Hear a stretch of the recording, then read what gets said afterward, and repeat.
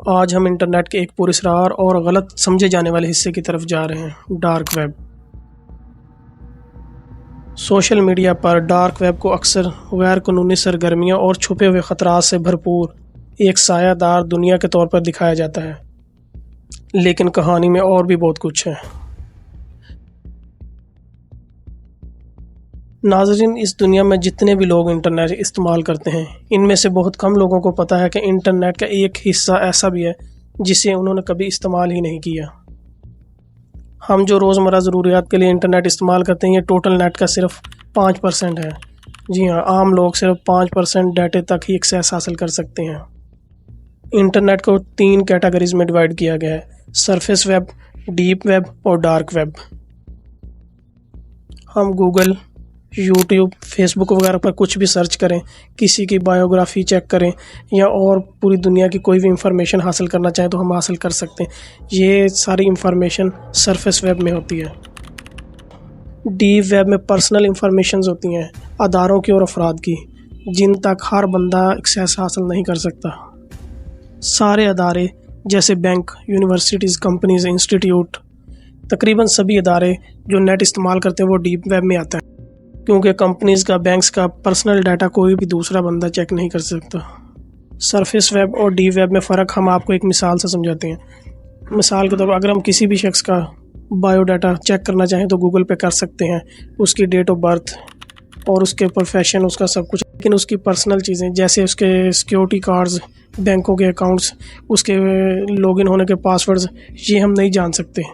یہ سارا ڈیٹا جو ہم نہیں جان سکتے یہ ڈیپ ویب میں آتا ہے، اور ڈیپ ویب ٹوٹل نیٹ کا 94% ہے، اور ڈارک ویب اس سے بھی آگے کی چیز ہے۔ ڈارک ویب کو نہ تو ہم گوگل میں سرچ کر سکتے ہیں نہ ہی استعمال، ان کی اپنی ڈومین ہوتی ہیں، جیسے گوگل کے .com، یہاں ڈارک ویب میں ڈومین .onion ہوتی ہے، اور ان کے براؤزر بھی اور ہوتے ہیں۔ ایک مشہور براؤزر ٹور ہے۔ ڈارک ویب کا استعمال کرنا غیر قانونی بالکل نہیں ہے، یہ آپ کے اپنے ملک کے قوانین پر انحصار ہے اس چیز کا کہ وہ اس کو الاؤ کرتا ہے کہ نہیں۔ ٹور نیٹ ورک پر .onion پر ختم ہونے والی 65,000 سے زائد URLs اس وقت موجود ہیں۔ کمپیوٹر سیکیورٹی فرم ہائپیرین گرے کے 2018 کے ایک مطالعے کے مطابق ان سائٹ میں سے 10% کو کیٹالاگ کیا، اور یہ پایا کہ ان میں سب سے زیادہ function rooms, chat rooms, files theory میزبانوں کے ساتھ ساتھ بازاروں کے ذریعے تجارت اور مواصلات کی یہ بہترین سہولت فراہم کرتے ہیں۔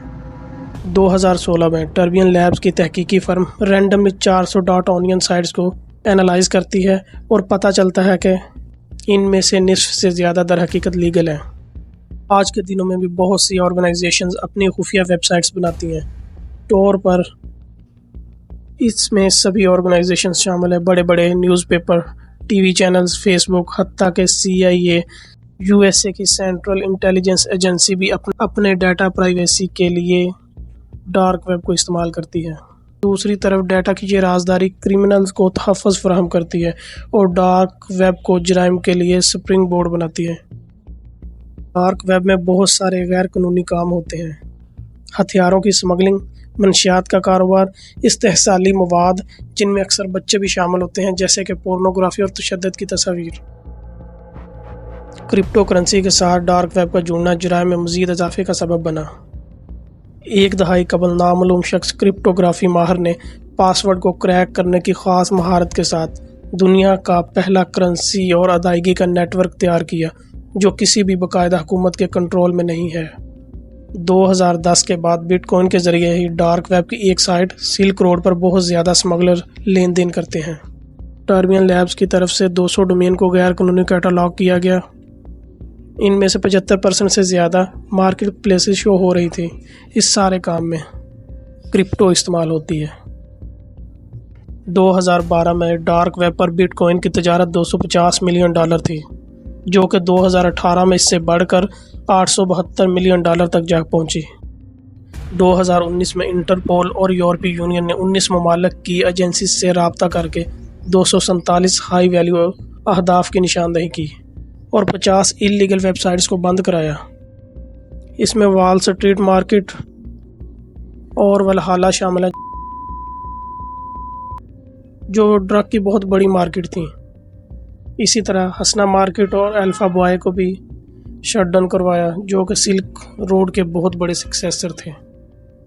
ہائیڈرا نام کا ایک روسی زبان میں ڈارک ویب کا بازار تھا، جو حال ہی میں 2022 میں بند ہوا۔ ڈارک ویب سے پھیلنے والی کہانیاں دنیا بھر کے قانون نافذ کرنے والے اداروں کے لیے پریشانی کا سبب ہے۔